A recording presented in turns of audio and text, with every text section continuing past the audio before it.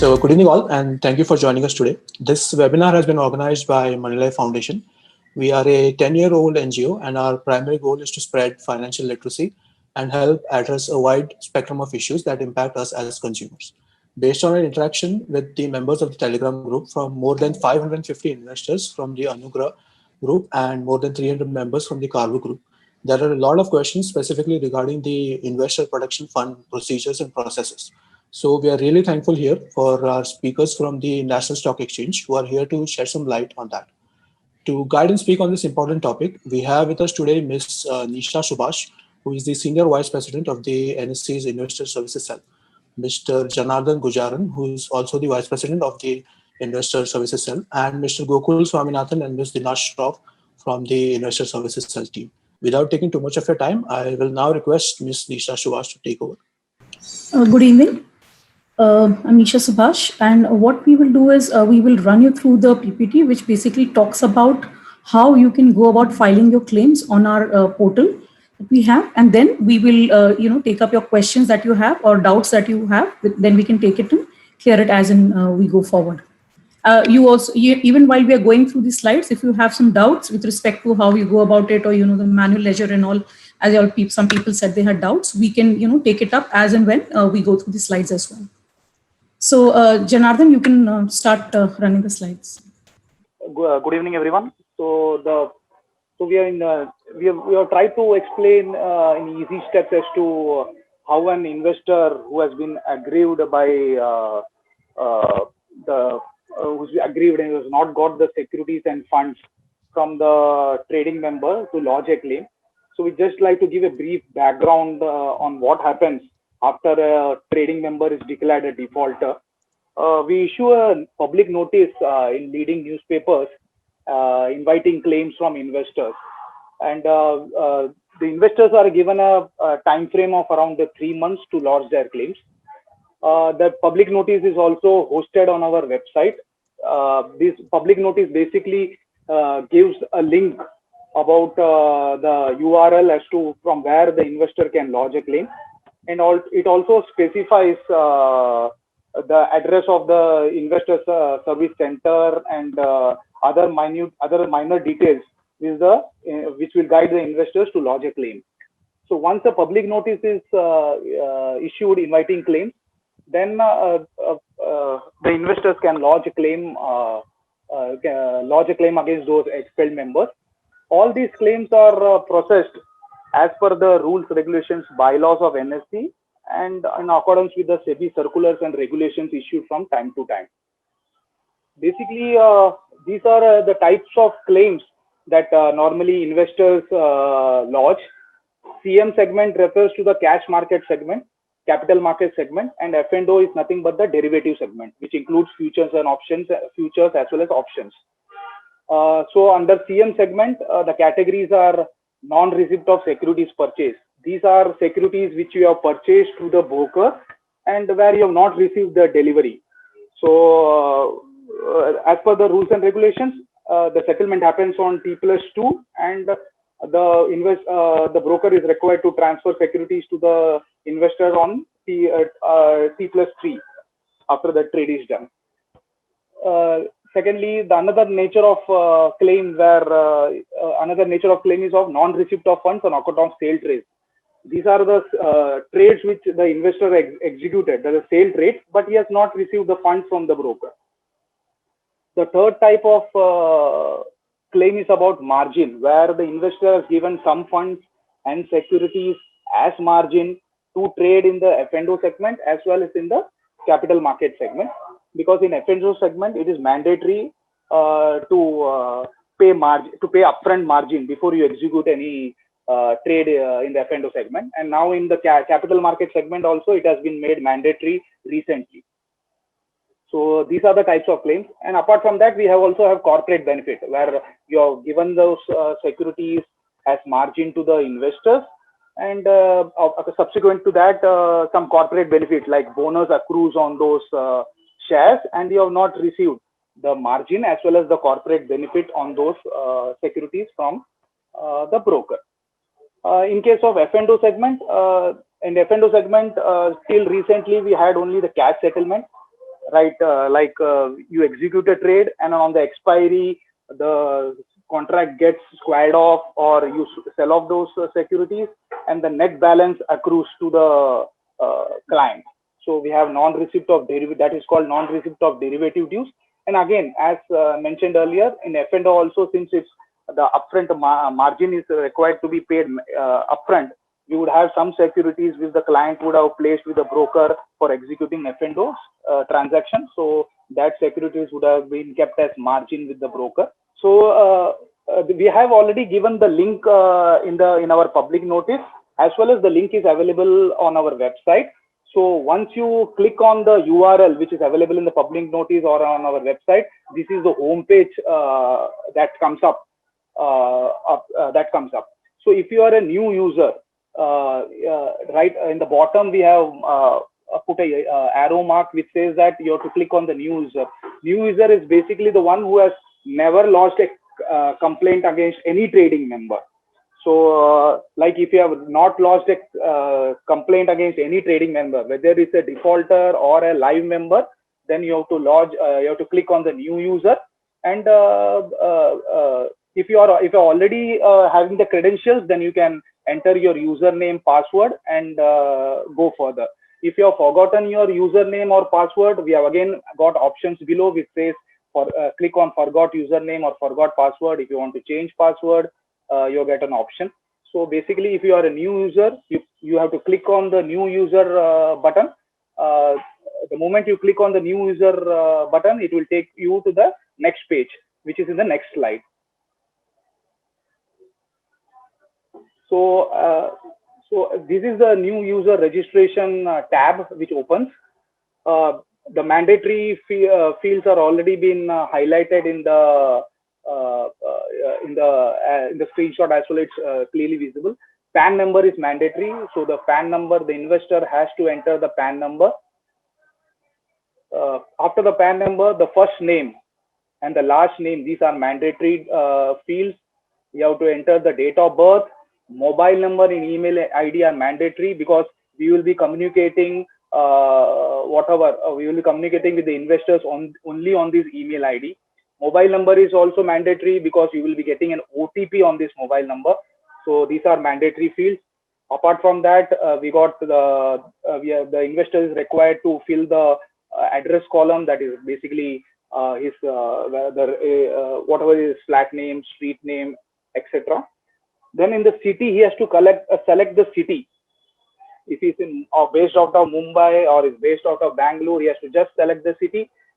Whichever cells are in gray, they will be auto-populated. Where the investor need not enter anything, it will be auto-populated. Where the cells are marked in white, there the investor has to enter. Once he enters his address and his personal details like PAN and the mobile number and all, the next step is about to enter the bank account details. These bank account details are the details through which the claimant has been remitting funds or receiving funds from the trading member. So that bank account details has to be entered here. These bank account details will be the one which will be used for remitting funds. Ultimately, if your claim if the claim of the investor gets admitted from IPF, these are the bank details which will be used for transferring funds online. So the investor has to be careful in filling these details. Basically, these are the normal details which are required to ensure that the funds are transferred online. That is the bank account number, name, IFSC code, etc., etc. So basically, you can fill 2 or 3 bank accounts through which you have been remitting funds or receiving funds from the trading member. Out of that, the first bank account number will be used for remitting funds through IPF to the investor's bank. So once you enter all these details like your address, bank account details, you'll get an OTP on your registered mobile number which you have entered in the first slide. The moment you enter your OTP number in this box, user ID and password will be sent to your email ID that has been mentioned above. So you will get a user ID and password. So once you get a user ID password, You can use that user ID and password and file a claim or a complaint later, or you can continue to use you can continue to file a complaint immediately also. So we got two options. So if you choose to continue to file a complaint, once you put in the OTP, you will get this slide, that slide which is in front of you. So you have to go to services. Now you're lodging a complaint against the defaulter member. So in the services button, go to the new defaulter claim. So once you go to the new defaulter claim, the next slide, the next page opens. So this slide automatically shows you the name which you already entered in the previous slides. So your name, your mobile number, all this gets auto-populated here. So PAN number, name or mobile number, the basic details gets captured here. So down you have to mention the Demat account details. Like the Demat account details are the details through which you have been trading with the member, where you have been delivering securities to the trading member, or the account in which you have been receiving securities from the trading member. So if you have 2 or 3 Demat accounts to which you have been delivering or getting securities from the trading member, to enter all those details. So basically you have to enter the DP ID, your DP name, the client ID, etc., etc. So after entering your Demat account details, you have to now you have to enter the trading member, that is the member against whom you want to lodge a claim. So suppose your Karvi. So here the moment you enter Karvi, a drop down will appear, and you can choose from that drop down your trading member. So the next is about, have you taken up your complaint with the respondent? So here you have to say yes or no. You have to choose yes if when the trading member was when it was not declared a defaulter, and if you had already you've already lodged a complaint, then you have to click on yes. If you have never lodged a complaint against the trading member, you have to click on no. Then there is the relationship with trading member. This relationship, you have a drop down. So in this, if you are an investor, basically there are two facility available which appears in the drop down. One is an investor and one is an authorized person. So if you are an investor, please select investor from the drop down. Once you select investor as a drop down, each investor is allotted a unique client code by the trading member. So in the next tab, you have to enter the unique client code. These are mandatory fields. The next is about date on which the funds and securities were last settled by the trading member. Every month, the exchange sends an SMS to the investor about the funds and securities balance, which was reported by the trading member and it was held by him. Along with the mail also carries out, which also specifies the last date on which the trading member had settled this account with the investor. So you can refer that email, and if you have those details, you can enter here. This is not a mandatory field. If you don't have the details, you can keep it blank. Next slide. So once you have filled in the basic details, that is your personal details, it will say part A, your general information is saved. Now you have to proceed with part B. So part B is about the claims which is pending, or which you have to receive, which the claimant has to receive from the trading member. So there are 3 types of claims, as you can see from the left hand side. One is about funds, one is about securities, and one is about corporate benefit. So if you click on funds, the next slide opens up. Basically, under funds, you will have 3 types of funds which are due from the trading member. Maybe the funds, you have sold some securities, you have not received those funds. Maybe you have given some funds as give some amount as funds to the broker for trading in as margin for trading in the capital market or the F&O segment. So where you have sold some securities and you have not got funds, so you have to enter under the head non-receipt of funds on account of sale trades. You have to, instrument type is equity. Security type, if you say example HDFC, the moment you enter HDFC, it will give you a pop-up and it will show you all all securities where HDFC is the primary name. So it will show you HDFC Limited, HDFC Bank, HDFC or IDA, whatever, wherever the HDFC word appears, you have to choose from that, and then you have to enter the date on which you have sold that security. So date of contract note is nothing but the date of trade.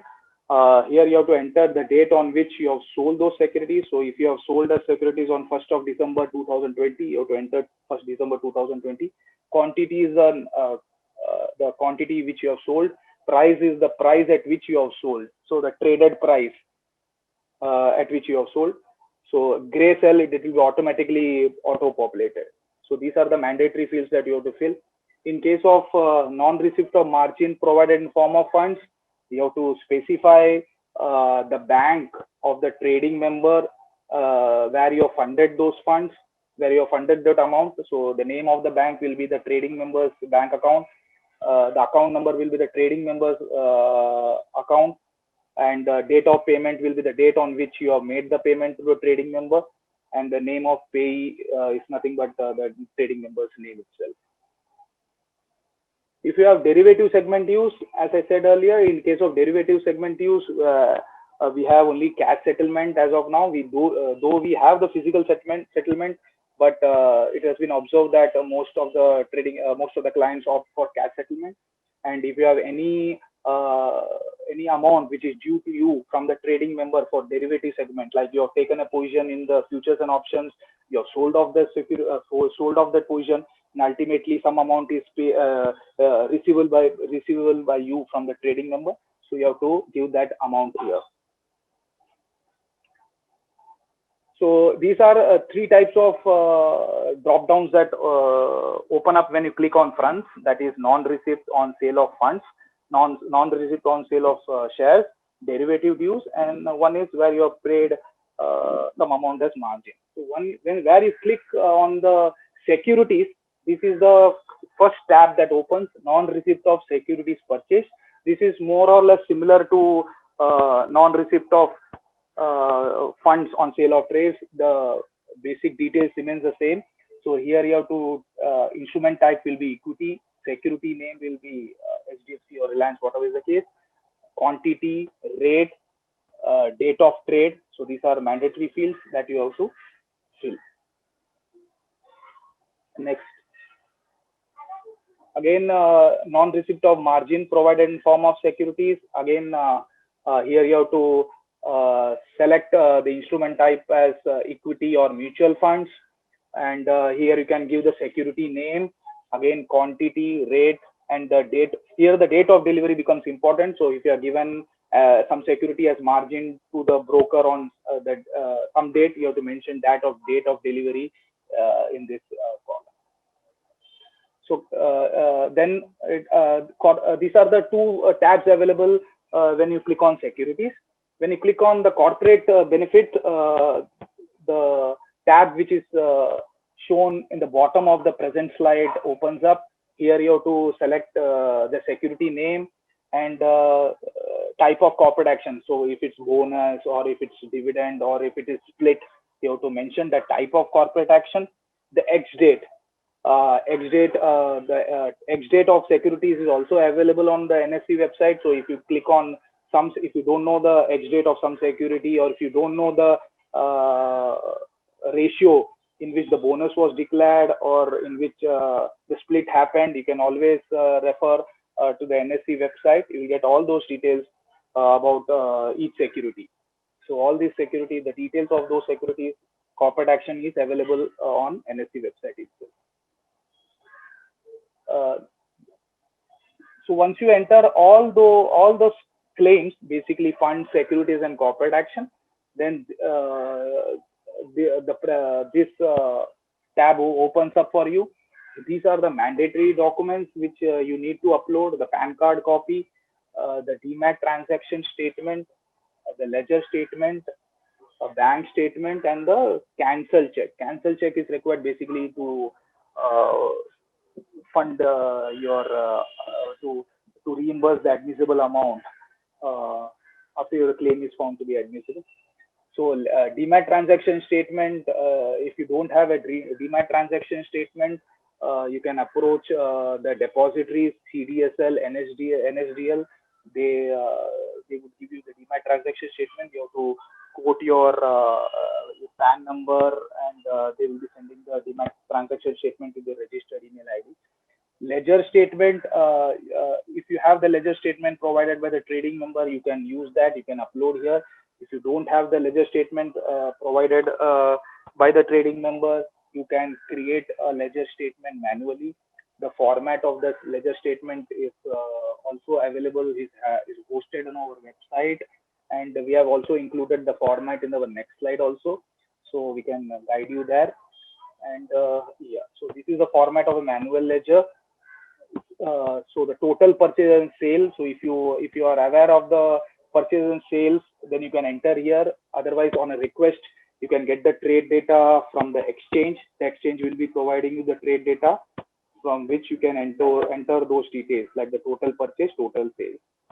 So apart from that, you have to enter the payment made to the defaulted member.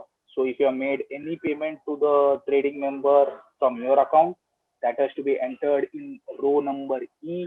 If you have received any amount from the trading member, you have to enter in row number F. So these details you will get from your bank statement, because that will reflect in the bank statement through which you have funded or received the amount from the trading member. If you are aware of other debits like depository charges or some late paying cost or other charges, brokerage, etc., you can mention in row number H. Similarly, if you have received any other credit like dividend, etc., you can mention in row number I. So that will be the final. So the J column will be the final amount that you expect to receive from the trading member. So this is the format of the manual ledger. This format is also available on our website. You can download that format. Do you want us to read the questions one by one, and would you like to answer them? Yeah, we could do that. I think that would be better. So, Ma'am, so yeah, I'll do that. So I have the questions here with me. So I'm just going to read out one question each, and then we can start with that. So the first question is, can the NSE start by sharing and I think, Arvind, that has been answered. So Nisha, the first, what you all have done till now is the SOPs and how it has to be filled out, right? So I think we'll take the first question and go to the second. So Arvind, you have the second? Or yes, ma'am. Could you provide clarity on which investor can get funds from IPF and what are the conditions? And then the continuation to that is timeline for completion of the entire process and under what circumstances are claims rejected? So basically, clients who have traded in the last 90 days prior to the disablement of the broker. So with respect to that, whatever has been purchased or sold, if you purchase and you've not got the securities, or if you've sold and you've not got the value of the sale, or you had kept securities with the broker in terms of margin for doing trades, even those you can make a claim for. So this is what is, what we would honor the claims for. Okay. Yeah. Okay, I'll share the next question. This next question is on preparation of a manual ledger. And under what circumstances are claims rejected? Can you get that also? Yeah, so claims typically are rejected. One, of course, if it is not falling in this period. The other reasons, where typically the claims would not be passed is, if you find that it is either a related entity, or if they do not, there are times you've seen that they are not even clients of this particular, they don't have a registered client code. Or we find people that there are no trades which are executed on the exchange. So while there are times that they may come and file on NSE, but we find that those are not the trades which have happened on the exchange at all. Or there are times when people also claim for losses that have, that they have suffered on account of the non-delivery. So even those are not something that would, come under this forum for us to give. Or if at all, there are times when they've said that they've given it as a loan to the broker, for whatever purposes. So again, those would not be coming under the purview of us, for paying off the claim. or there are times that we find that there are authorized persons or, the earlier sub-brokers who would come and file a claim for the deposits they had placed with the broker. So again, that does not come under this claim. But if at all the authorized person is traded as a client, and for that purposes, he has, something which is pending with the broker, of course, that they can file as a client and that would be honored. Or, we've had instances in the past where people have traded in the, in the name of a deceased person, we had a case where, the mother was deceased and the person was trading in that account for some time. So when it finally came to, so even that is not, legally valid. So that was also one of the reasons for which we had rejected claims. So these are some of the reasons for which we typically would reject claims. Okay, Nisha, one more question. A lot of people have their shares in pool accounts of Anugrah and Karvi. So what is the position on shares which are stuck? Because they are not even able to get all the details to be able to fill out your forms. So what happens to them? So there are two questions here. One, if you're saying if it's lying in the pool account, what they will now need to start out by doing is, if one, they could start out by wherever the balances that have been reported by the broker, where he reported that he is holding an X amount for them or holding these X securities in their name. That is one that the broker was reporting until June. Okay, that is one point. If they do not want to go with that, you can then start out by saying that, probably on 1st April 1990, this is what I had given to him. After that, these are the, this is what I bought, sold. And you can actually build a book. The same way you would do even for your ledger. Even for ledger, you can take a cutoff that you gave the funds, you gave, 10 lakhs to this broker. From that, he bought some shares or he took some positions for you.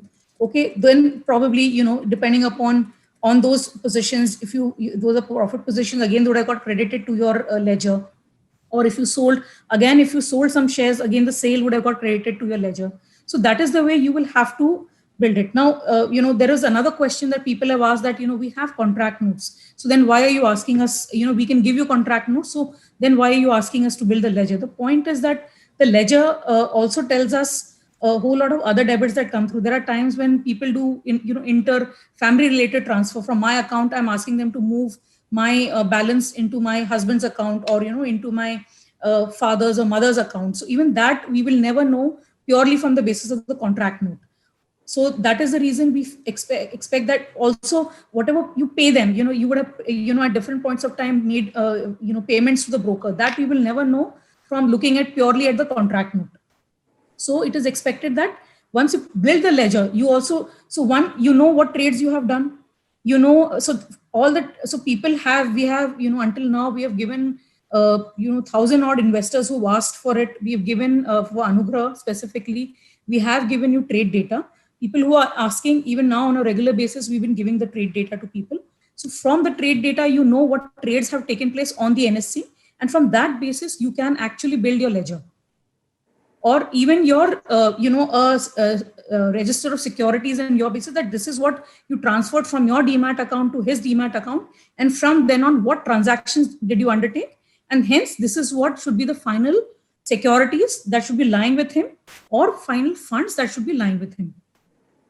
Excellent. Specifically also for corporate actions, for whatever corporate actions that, securities that were lying with the broker or which you purchased in the recent period of the 90 days. For those, if at all there were corporate action again in the recent period, then even those corporate action, if it is a dividend, we will give you the benefit. And if in case of corporate benefit, if it's a bonus and if it's a 1:1, and if you're claiming that many shares, in any case, that will getting factored into what you're claiming. The other part is, So does that answer the question, ma'am? Excellent. I think that's very useful. Arvind, fifth? Yeah. So this is the next question. Is there a deadline to submitting trade data? The next question in that is, what happens when Anugrah / Karvi or others do not provide it? Can we get it from NSDL and CSDL after 11th December deadline? I don't know what this deadline is. In fact, when I read the question, we don't know what this deadline is, but you can come back and take the trade data from us and we will immediately give it to you. Similarly, even for your DMAT transactions, you can write to both depositories and get your statements from them. So I don't know what this deadline is, frankly, because we do not have a deadline for coming to us and seeking these statements. Okay, no, the deadline was for CDSL because I think after 11th they're going to expel the DP or something, and it's going to be handled by them. So it's not a big deal. Just want to know whether one should wait till then or apply before. So you're saying they can write. You can apply it right away. I don't see any reason why you cannot write to them. And as far as I know, even after the broker's defaulter or expelled, you can always write to depositories to get your statements. Excellent. But in this context, Action Financial is one which has voluntarily closed, and they're not giving anything. It's a listed entity, not disclosed to the exchange, not declared a defaulter. So those investors are again left high and dry. What do they do? No, same thing. See, even for Action Financial, you can see the point is for trade data, you can always come to us and we will give you the trade data. And similarly, even the DMAT statements, see, ideally, even DMAT statements should be available. So that is not a problem at all. Actually, the trade data we give for live members also. It is not that members have to get declared defaulter, then only exchange gives data. Any investor who asks for trade data, for example, if I want to file a complaint against an running member, so I can ask for trade data and exchange gives the trade data. Excellent. But there'll be no resolution because they are not declared defaulter, right? No. The data is not good enough because they're not going to be part of the investor protection fund. You can't apply to them. Yeah. Right? Yeah. Right. Okay. So what will you do in case of something like Action where they claim they have voluntarily wound up, but they haven't settled issues? We'll have to declare them defaulters sometime, right? Yeah. So in this case, we'll follow the regular process of. So if you see the SOP for handling of member defaults, so we are going to follow the same process, and in that case, we are going through the disciplinary proceedings are underway for the broker, and once it reaches a certain level, the whole process will be taken forward, and that's in the natural course. The broker will be declared a defaulter. Excellent. Thank you.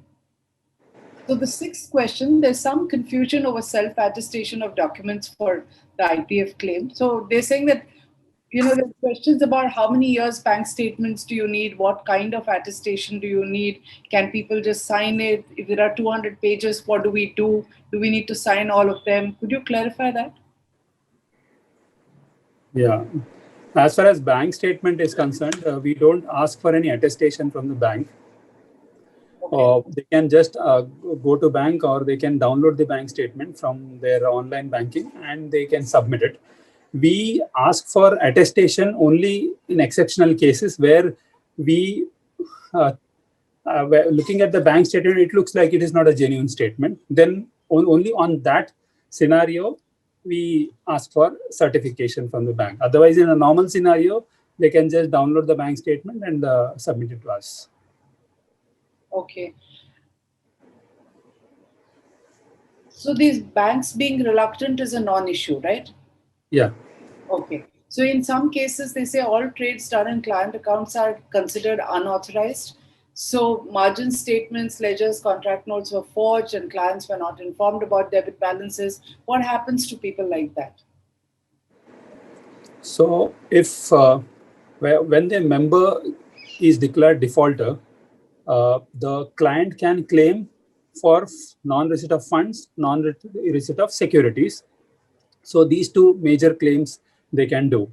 If the trading member has done some unauthorized trade in their account, so now that is a thing of the past.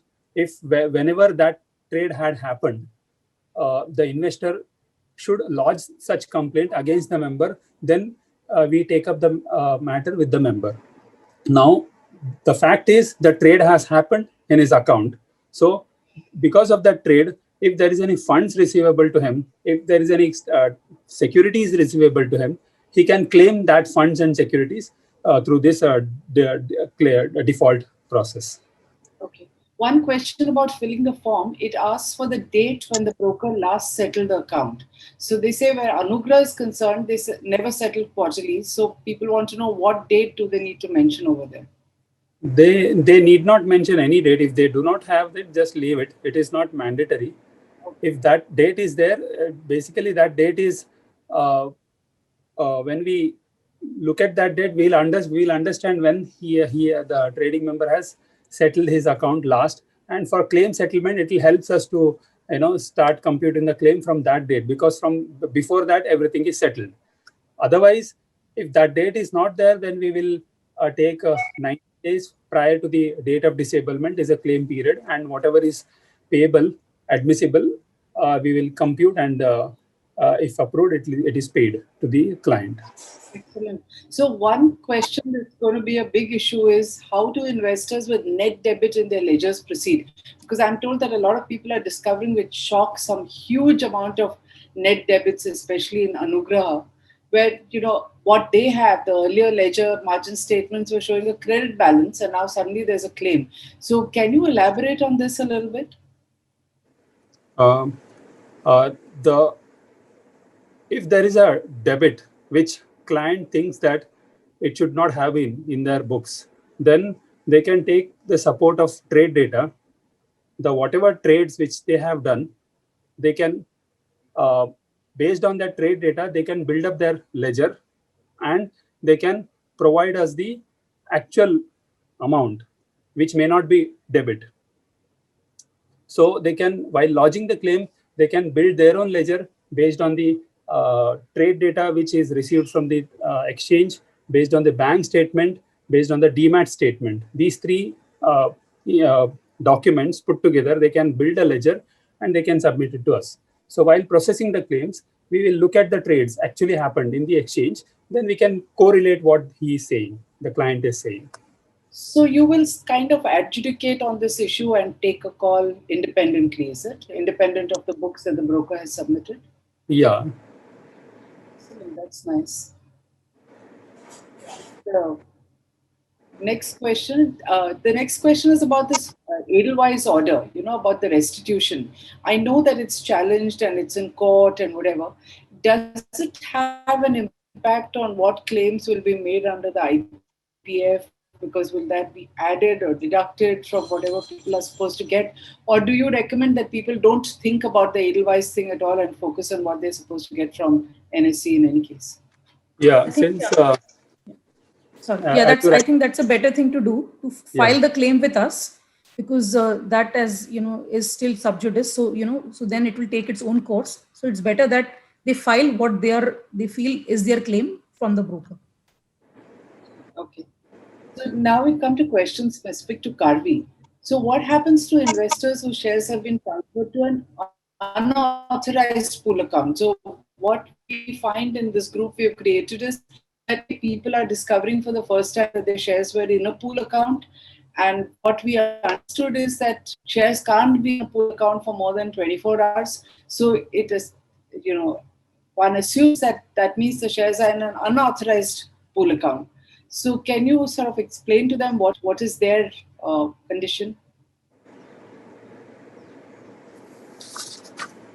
Yeah, so this will be the same as, because even these shares are right now, so wherever there is a litigation, and these shares are also some of these which have been wrongly pledged and lying with the broker. So then those will also go through the regular process. But even there, people can file their claims, and it will be we will handle it as once, we get a clarity on how those shares will be handled.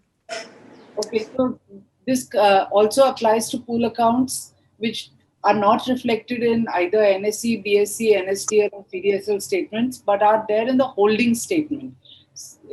Those also would be under what you just said. You look at it. Yeah. Actually, if the shares are lying in pool account, normally broker gives holding statement to the client. This suppose if I have purchased some shares and my DMAT account did not get the credit, that shares have been credited to broker's pool account. So when I process the claim, I look at the trade data and I'll know whether there was a purchase by this client. Yes, there was a purchase. Then if there is a purchase, I'll see whether his DMAT account is credited or not. If it is not credited, then he'll eligible for the that claim. So here the broker would have credited his pool account instead of crediting his DMAT account. So in this case, he will be eligible for the claim. Okay. So where Karvi is concerned, they also had pledged with 4 lenders, which was the SEBI order, and shares were passed. But they are in a dispute with some lenders, and I believe they have got a stay. And there are investors' funds which are part of a pool which have been subject to the stay and have been frozen.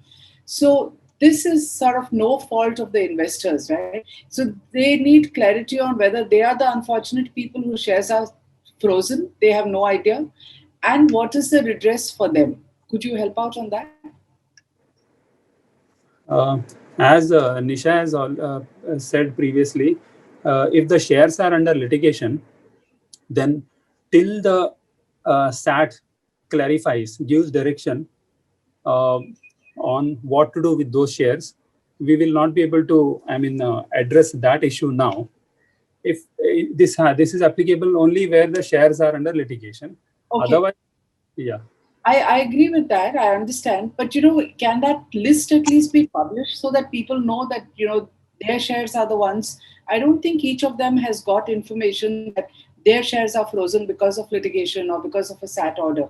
So can NSE help in making this clear that these are the shares that are frozen, and these investors will have to wait because there's no point in them getting frantic, or they will want to sort of join in that litigation. They may want to look at other remedies.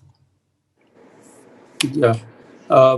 In fact, we have sent out for Karvi investors, we have sent out messages, emails, wherein we have given this list to them, wherein we have identified the shares which are under litigation.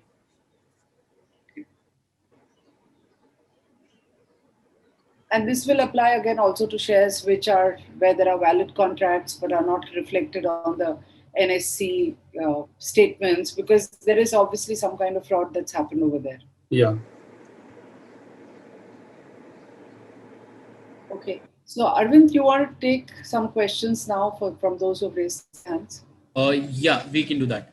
So before I start doing that, a couple of key rules that I wanted to share. Please do not ask the same set of questions on which they've just shared the presentation. And also please keep your questions really precise, because once you go on mute, you won't be able to unmute yourself.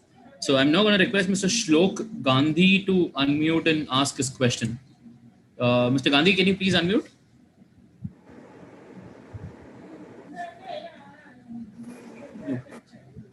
Mr. Gandhi has, okay, I think he's not heard it. We'll move on to the next person, Mr. Vivek Gupta. Mr. Vivek Gupta, can you please unmute? Hi. So my question was, there was a saying right now that NSE will give the trade data immediately. But with me, I have been requesting for 3 months. I have not been getting the data from NSE. So is there a mail where I can escalate it and ask for this data? Sir, which member you are referring to? Is it Anugrah? Yeah, Karvi. It is Anugrah. So Anugrah, so far whatever we have received, the request for the trade data, we have been able to process till the last week. So as and when the trade data request comes, we generate and gives it to the respective investor. If your trade data, if you're saying that it is not received, then we will examine it. If you can share your unique client code and PAN number, then we will definitely examine and we'll expedite it. Thank you for that. Ma'am, sorry, you're saying something. Sorry, I think I cut you off in the middle. So Jana, can we give them, let us give them the email ID where they can, so Mr. Gupta, which is the email ID you've written to for seeking this data? Mr. Gupta, you'll have to unmute yourself.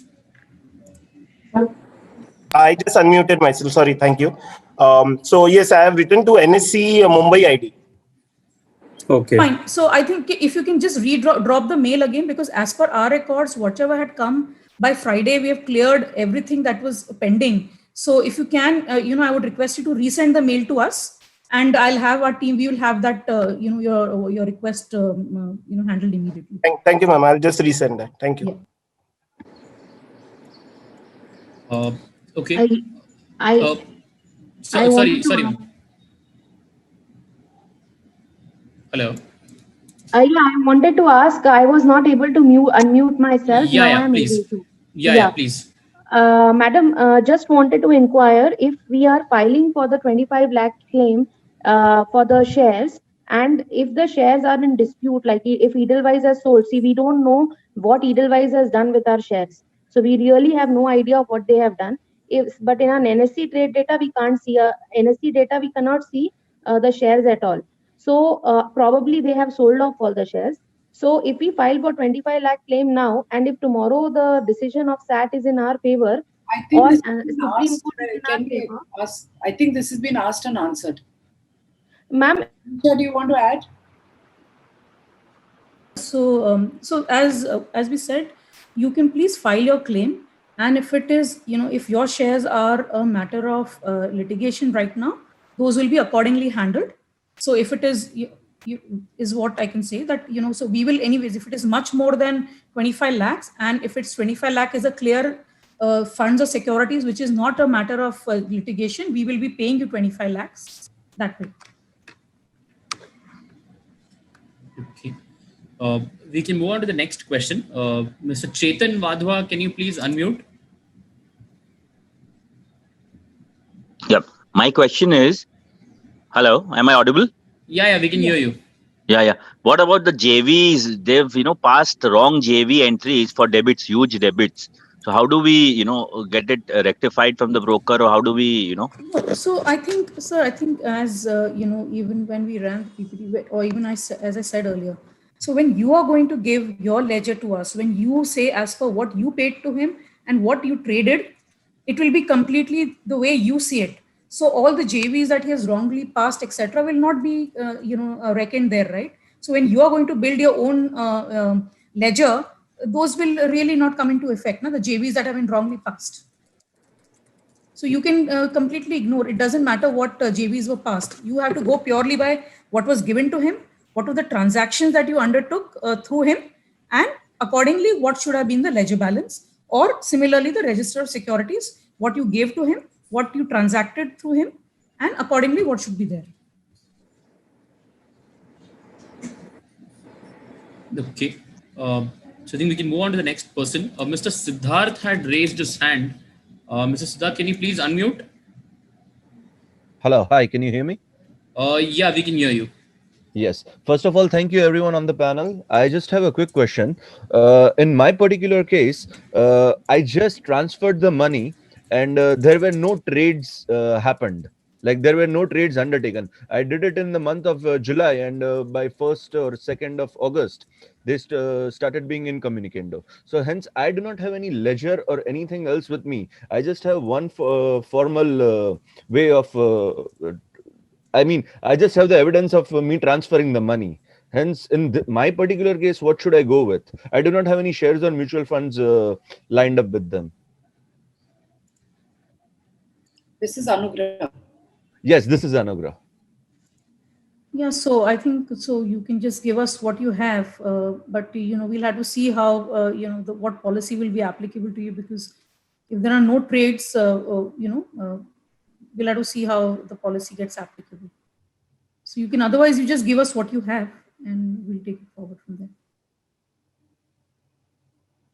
I'm unmuting Mr. Ankit Mehta. Mr. Ankit Mehta, you've mentioned that your question is not repetitive, so I'm going to request you to please keep it to the point. Hi, can you hear me? Yeah, I can. Yeah. Okay, hi. Good evening. Just one question.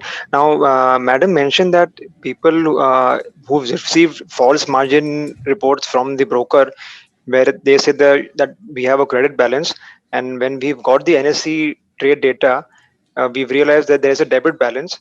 And then she also mentioned that when you prepare your manual ledger, you can take the opening from the money you've given plus the NSE data and come to a number that you need to take file the claim for. But now in this case, if the NSE data I have received shows a debit balance, however, the margin reports and the reports given to us by the broker was always showing a credit balance.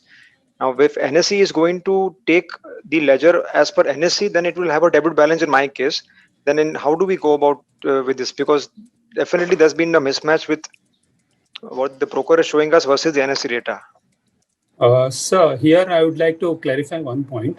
The NSE data doesn't show any debit balance or credit balance. We just give you the trade data. Your securities bought, when you have bought, at what rate you have bought, and the sale of securities, same information. So we don't give you any balances. I think you are referring to the monthly balances which we send it over email. That balances is not given by NSE, but it is a balance as provided by the trading member. I think that answers your question, sir.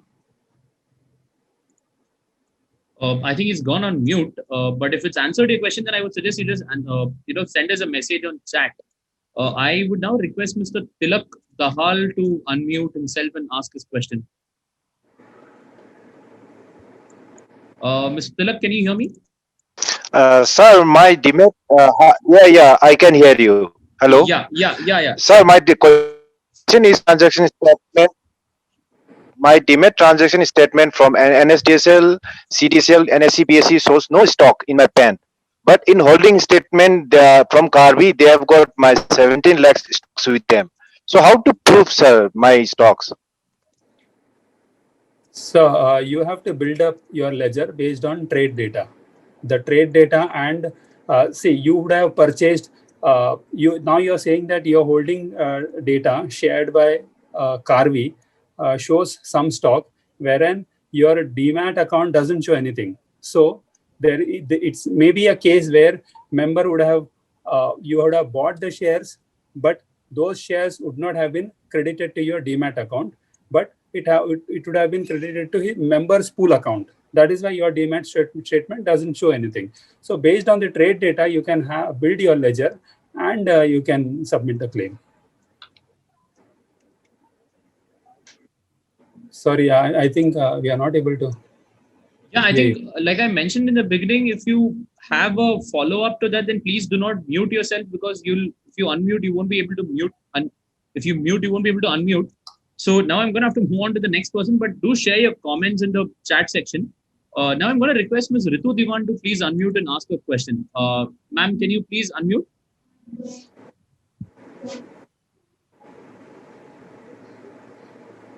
Yeah, I can. Can you hear me? Yes. Okay, my question is, we know the deadline for submitting the shares that are there in our account is 11th in the CDSL. But let's suppose, and we need, I got an email from CDSL that says that I need to submit the closure form, the account closure, Demat closure form, and some CMR from my new Demat. And that has to be physically signed. But if my Demat, let's suppose I have an account in Zerodha, and that is there in Bangalore, I will not have a signed copy available by 11th with me. So can I get a photostat, or can I get the hard copy printed out and then send it out and send it to maybe to the Karvi or to the CDSL, and then can I have those shares transferred? Was that audible? We could hear that. Audible, but I think this question is for depositories, right? What I understand. Nisha, you got this? So actually, so we will not be able to answer this. So I got your problem is you're trying to transfer shares from this particular Demat account to a new DP, right? So that is something I think depositories only will be able to help you. What we can do is if the Money Life team has a connect with the depositories, if not, then we could offline connect and we could give you the connection to the person with whom you could clarify this question. Is that fine? Excellent. We can do it also. Yeah, if you could connect, great. Otherwise, we'll connect you all to them. Super.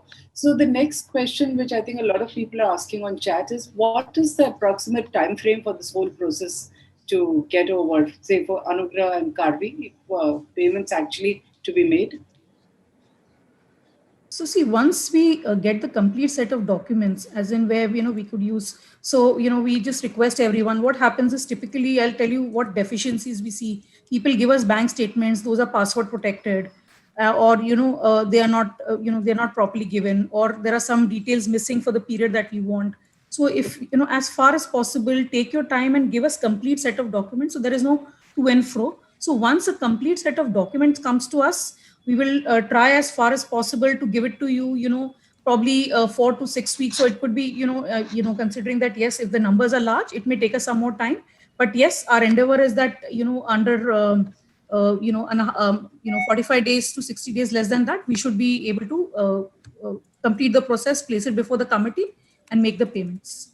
So will it be case by case or at least in batches? Because some people may have complex issues and you drag the whole thing because of some. No, we don't. Yeah, so we will. Yeah. So we will do it as it comes. Now we will do it as it comes and do it. And especially now that even Karvi, because the numbers are also large, so we will be doing it faster than how we would. It will have to do much faster meetings, etc. Also to do it. So yes, it will be done in batches. We will not wait for doing it together. All to complete. Okay. So one more question is that a couple of people have written that, the original investor in these brokerage firms has passed away, during the time that this happened. And now their heirs are left to deal with this. And that's why it gets much more complicated because there's the whole issue of transmission and death certificates. Can you sort of help them out maybe separately because they need a little more handholding? Yeah, sure, we could do that. Yeah, Jana, you want to take that? I think we also handled this. Yeah. I think Gokul has handled it. Gokul, you have any past experience of deceased person's claim? Yes. So taking this ahead, we have also hosted an FAQ on our website, which specifically deals with this question. But anyhow, let me give some more clarity. In case of if the claimant has deceased and his legal heir is lodging a claim, they can do so. The set of documents more or less remains the same, except that in addition to the ledger, bank and demat statement, PAN copy, and those mandatory documents, they have to attach the death certificate. In addition to that, if there's any family succession certificate or a will which they have, they can produce it, and accordingly the claims will be processed. Thank you. So Arvind, couple more from the raised hands. Yes, ma'am. Mr. Sunny Shah, can you please unmute? Hello. Yeah, can you hear me? Yeah, I can. Please. Yeah. Okay. So thank you for providing the opportunity. I have a couple of questions. My question is that certain securities during the period April to August 2020, we had given the shares for margin, and out of those margin securities which were held in the broker beneficiary account, we had sold these shares, and accordingly we received the money from the broker also. So till this matter, the matter was clear. But now when we got the NSE trade data, we see that the broker had done unauthorized trades in between 3 to 3:30. So we sold the shares during the day whenever we got our prices, and these were bought back by the broker at between 3 to 3:30 because the margin shares probably would have been sold by Anugrah or Edelweiss, or for whatever reasons. But we have this has been done unauthorizedly, and we have not done this. We have sold the shares, we got the money, but now, so how do we deal with this claim? Because should we include it in the margin securities list? How is that to be done? And I have a second question. If we have only claim for the securities, is financial ledger required at all? These two questions.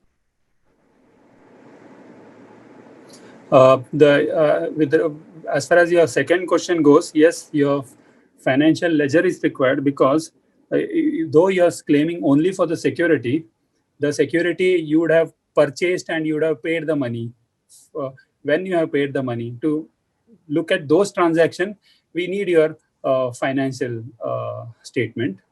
And I'm sorry, I forgot your first question. What was your first question?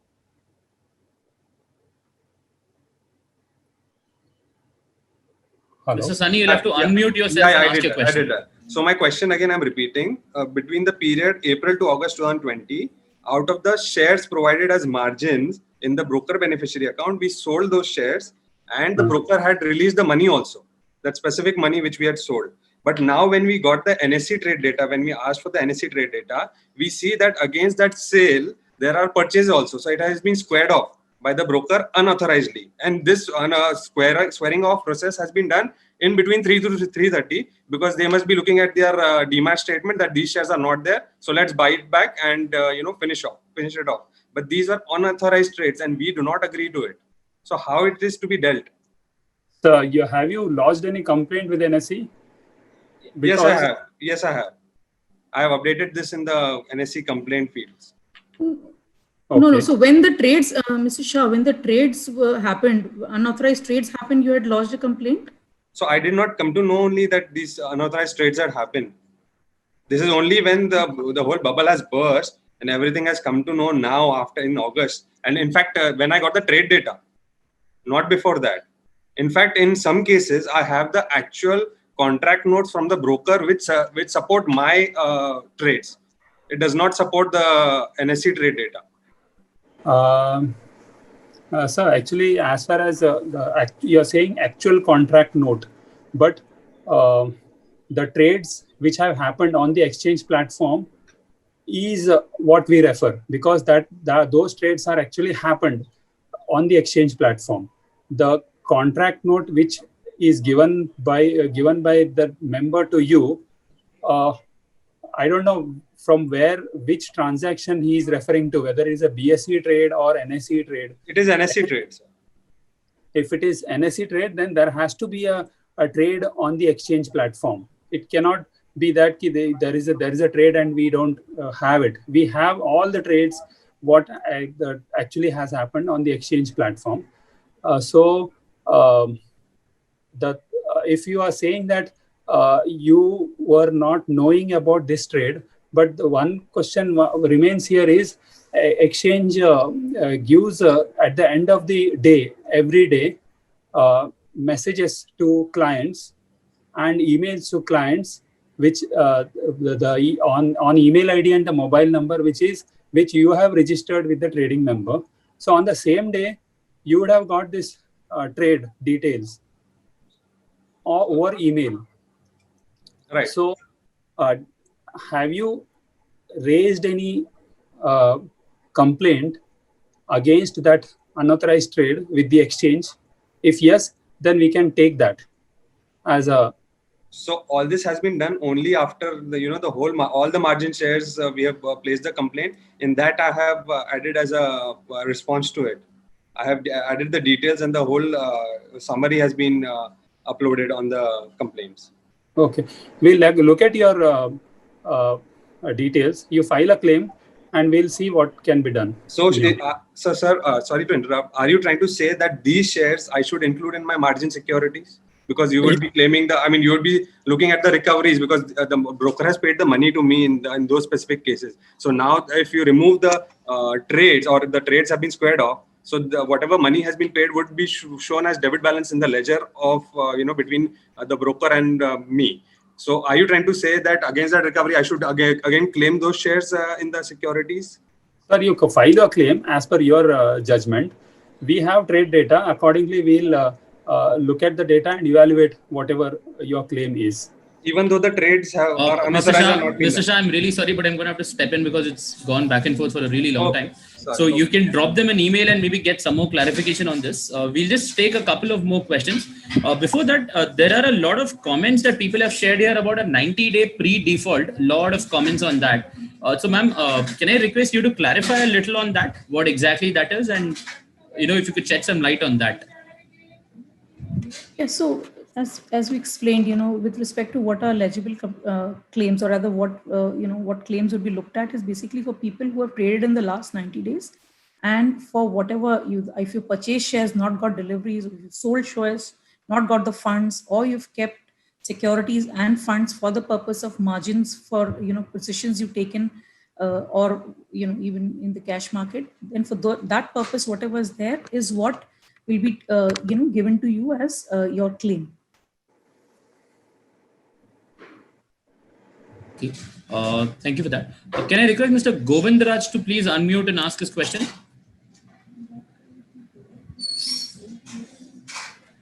Mr. Govindraj, can you hear us?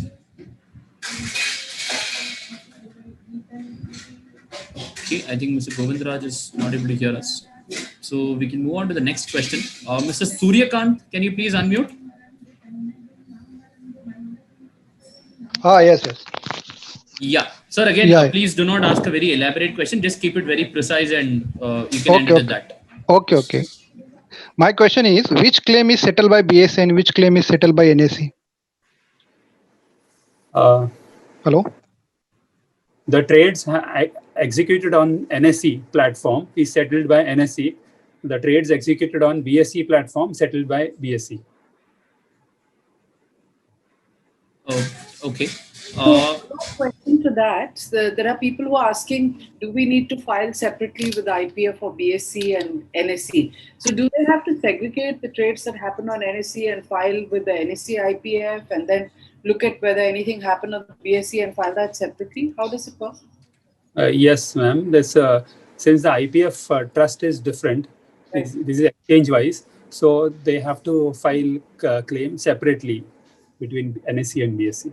Correct. But what usually happens is that the person places the order with the broker, and I think the broker decides, right, whether it should go to the BSE. So how do they get all the data and segregate it? I think that's the reason for the confusion, if I'm not mistaken.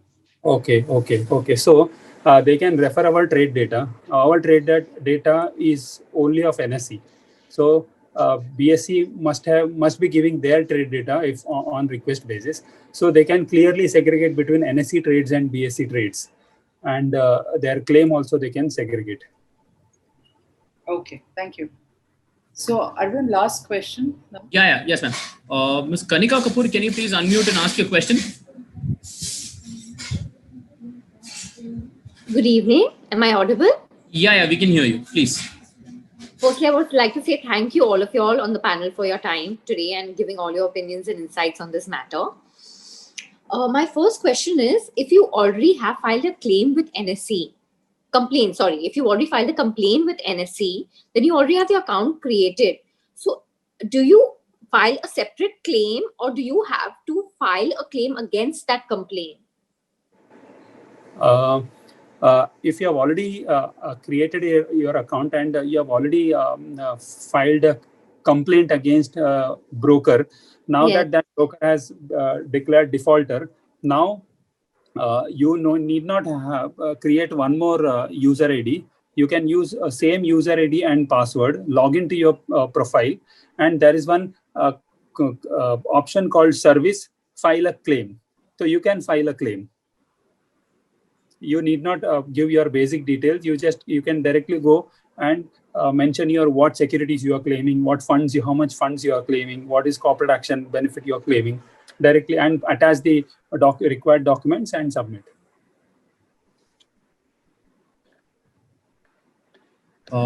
Thank you so much. I have one more query. Can I ask? Ma'am, you'll have to keep it very sharp and very precise. Very sharp and very precise.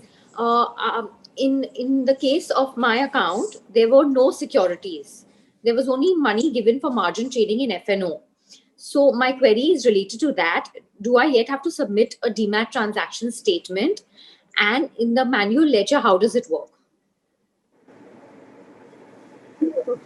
If you have only funds claim, then you need not give DMAT statement because you don't have any securities to claim. So you can just attach bank statement and ledger and other documents like PAN and cancel check and all. Then we can process your claim. There is one question I'm seeing with respect to people asking about where do we send request for trade data. So you all can, even in a public notice, you give the email address at default ISC at nsc.co.in is where you all can write in to ask for trade data. So the ones who couldn't hear this, a copy of this will be uploaded on our website. So there will be a recording available. So in case if you didn't get it right now, you can get a copy from the recording. Before we end, may I request ma'am and sir and everyone else on the panel to maybe any one of you to just give us a very brief closing statements if you have any. So I think we've largely tried to cover how you couldn't go about filing your claim, etc. But even then, if you still have doubts, you can always write in to us. You can visit our website. We put FAQs there. We have also put a sample claim, Of course, don't go by that, because again, we would really request all of you all to please come online and file forms. So we've also written about how you can file, your claims, etc. If you have doubts, you can, there are enough examples that we've given for you to even say that, yes, this is how we can go about it. But you still have doubts, you can always write in and, get a clarification from us. But more or less, I think, the PPT that we ran, you would have a complete clarity about how you need to file, etc., how you can build your own ledger and, file your claims, which would, which will also give a clarity about what is the exact amount due, or what are the shares that are actually due to you. And adding to regarding the trade data, we have hosted an FAQ on our website, which clearly gives out the email IDs where the investors need to write to get the trade data. So we have given each region has a separate email ID where the investor has to write. So we have given the email IDs of Delhi region, Mumbai region, and all. So you can refer the FAQs hosted on our website to get the email IDs. There is one more thing. I think I'm seeing some chats of people asking about 90 days. So we will be taking 90 days from, the first disablement that happened in August and going back 90 days, 90 calendar days back from there. So I think the question is that, this Karvi thing happened a year ago. So they're asking why only 90 days and what happens to the ones before?